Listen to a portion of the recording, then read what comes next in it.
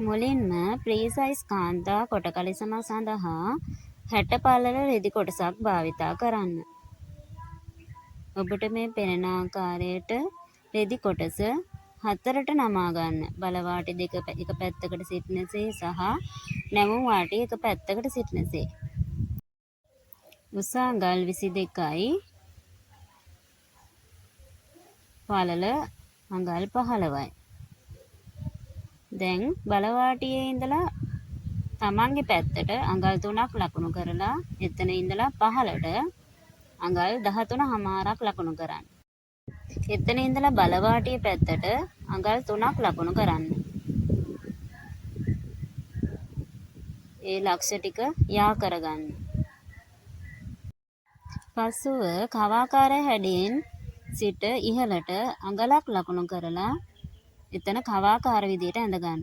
මේ රෙදි කොටසේ පහළින් බලවාටියේ සිට තමන්ගේ පැත්තට අඟලක් ලකුණු කරලා ත්‍රිකෝණ හැඩයට ඇඳගන්න. පසුව ඇඳගත්ත සියල්ල කපා ගන්න මේ ආකාරයට.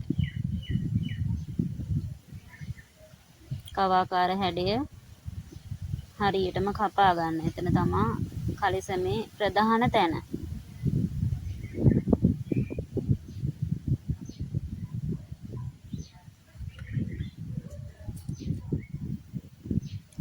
දිගෑරිහාම මේ විදිහට තමා කලිසම තියෙන්නේ. මේ ආකාරයට තමා කැපුවාම.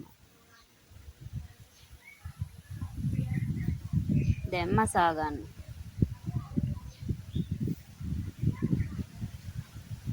ඔබට මේ පෙනෙන ආකාරයට මසා ගන්න. දෙපැත්ත මසාගෙන දැන් කකුල් දෙකේ වාටිය මසා ගන්න.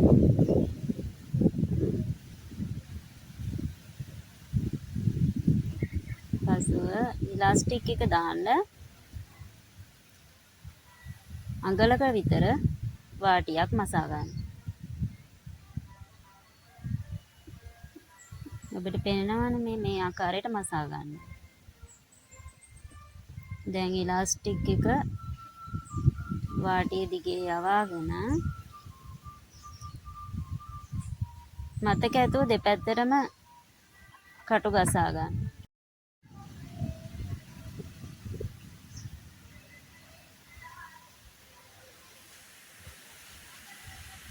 දැන් මේ විදිහට ඇදලා මැෂින් එකේ තියලා මහාගෙන යන්න.